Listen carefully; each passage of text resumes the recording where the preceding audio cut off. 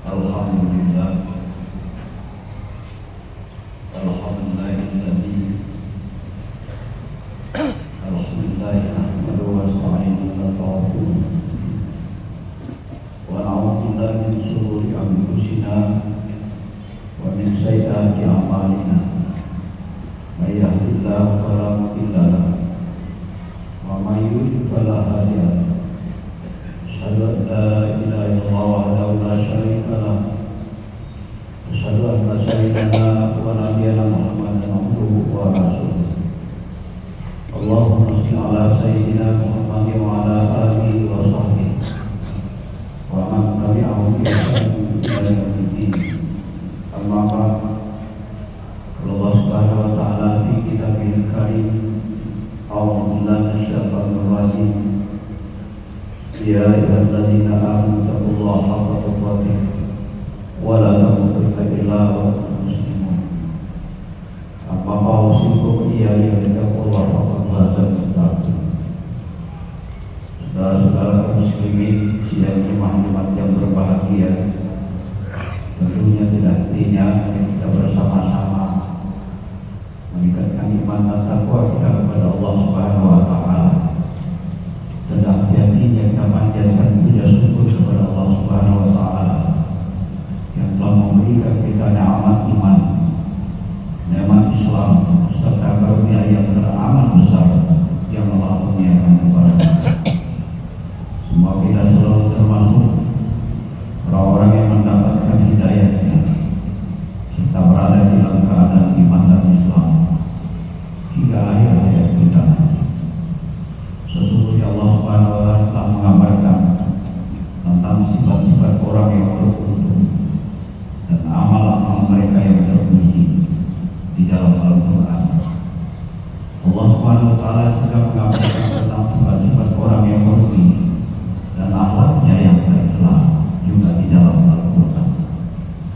Hal itu terdapat pada ayat-ayat yang sangat banyak di dalam Al-Quran. Allah Subhanahu wa ta'ala mengumpulkannya dengan menyebutkan beberapa surah. Di antara lainnya, A'udzubillahi minasyaitonir rajim. Wal 'asri innal insana lafi khusr illa alladziina aamanu wa 'amilus shalihati wa tawassaw bil haqqi wa tawassaw bis sabr. Kaum muslimin sidang jemaah yang berbahagia, perkembangan peradaban umat manusia terus bergerak seiring dengan perkembangan teknologi yang semakin pesat saat ini. Tingkat pergaulan dan gaya hidup umat manusia juga mengalami perubahan, yang kita semua harus menyikapi situasi dan perkembangan tersebut secara arif dan bijaksana, sehingga kita tidak terjerumus kepada kemaksiatan serta perubahan-perubahan yang dilarang dari Allah Subhanahu wa ta'ala. Saudara muslimin, jemaah yang berbahagia, salah satu ancaman terbesar saat ini adalah penyalahgunaan narkotika. Kemaksiatan jenis ini bahkan sudah menyentuhkan hampir semua lapisan masyarakat. Korban penyalahgunaan narkotika saat ini mencapai 4,8 juta jiwa, sedangkan jumlah tahanan pada lembaga pemasyarakatan mencapai 80% kejahatan itu adalah korban narkotika. Kaum muslimin yang berbahagia, untuk itu kita merenungkan bersama, narkotika bukanlah sekedar masalah sosial biasa. Ini adalah wabah yang merusak tidak hanya menghancurkan fisik dan mental, akan tetapi juga merusak keluarga, merusak masyarakat, bangsa dan negara.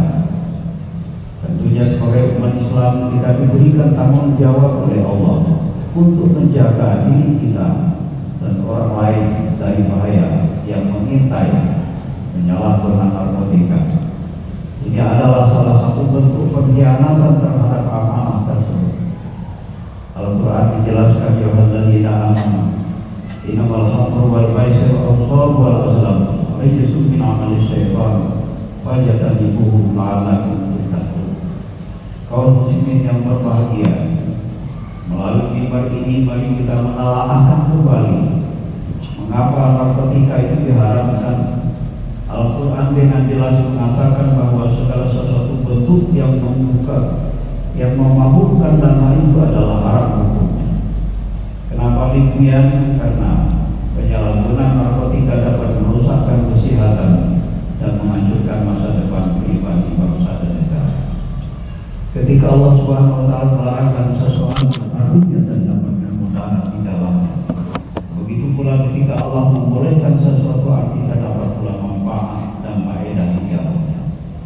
Bahwa penyalahgunaan narkotika nyata-nyata membawakan kerugian, membawakan kesengsaraan, membawakan kerusakan, tatanan dan kehancuran bagi pribadi pemakai, khususnya bagi masyarakat sekitar serta bangsa pada umumnya.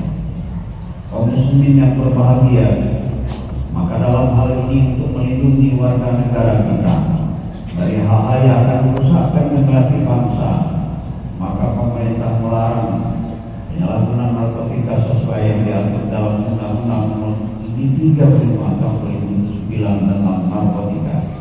Oleh karenanya kita harus menerima dengan sesuatu kata sami'na wa ata'na. Dengan demikian kita akan mematuhi perintah Allah dan Rasul.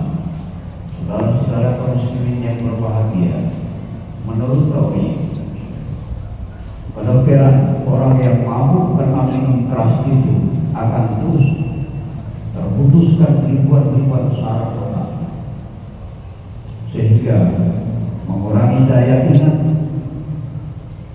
Si pemakai biasanya cenderung tidak memperhatikan lagi moralitas dan penting akhlak di dalam kehidupan, bahkan menyebabkan padahal kehidupan layak dari interaksi sosial yang aktif tentu saja lebih membawakan berkah bagi orang lain sekitarnya. Kaum muslimin sidang jamaah yang berbahagia, narkoba itu membuatkan seseorang menjadi sakit, lemah dan mengalami goncangan jiwa semasa hidupnya. Seseorang bercandu akan mengalami penurunan kekebalan tubuh sehingga rentetan terhadap serangan berbagai macam penyakit. Maka para ahli mengatakan bahwa penyakit fisik yang akan ditimbulkan oleh penyalahgunaan narkotika itu adalah kanker, hepatitis, HIV dan lain-lain sebagainya. Saudara-saudara kaum muslimin yang terhormat, kita dapat mengenali secara awal ciri-ciri korban penyalahgunaan narkotika, di antara lain tahap coba-coba dengan ciri-ciri menyendiri, perubahan pergaulan, perubahan cara berpakaian, perubahan dan lain sebagainya. Kedua, tahap menggunakan dengan ciri-ciri bangun terlambat, selalu menyendiri, kalau sekolah sering bolos, aktivitas agama berkurang, sering melakukan yang aneh-aneh, merokok tak karuan, problem perubahan berat badan dan lain sebagainya. Yang ketiga, tahap kecanduan, yaitu ditemukan alat-alat kecanduan. Saudara-saudara kaum muslimin sidang jemaah yang berbahagia. Kemudian selain daripada itu, dampak-dampak yang akan timbul daripada penyalahgunaan narkotika adalah sebagai berikut. Yang pertama adalah meningkatnya tindakan kriminal dan kejahatan di tengah negeri. Yang kedua, mengganggu keamanan dan ketidakbersamaan masyarakat. Yang ketiga, menyebabkan beban sosial ekonomi. Yang keempat, merusak dunia pendidikan. Yang kelima, dalam lingkungan keluarga, pengaruh dari penyalahgunaan narkotika itu melakukan kekerasan terhadap siapapun, melakukan tindakan-tindakan buruk terhadap hubungan keluarga dan sebagainya.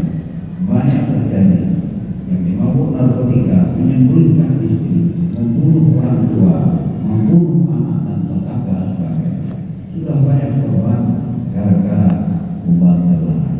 Saudara-saudara kaum muslimin yang dimuliakan Allah Subhanahu wa taala, bagaimana kita sebagai umat Islam harus bersikap terhadap penyalahgunaan narkotika ini? Yang pertama, mari kita teguhkan iman kita kepada Allah Subhanahu wa taala. Kedua, mari kita edukasikan diri kita dan orang-orang di sekitar kita, termasuk keluarga kita yang harus kita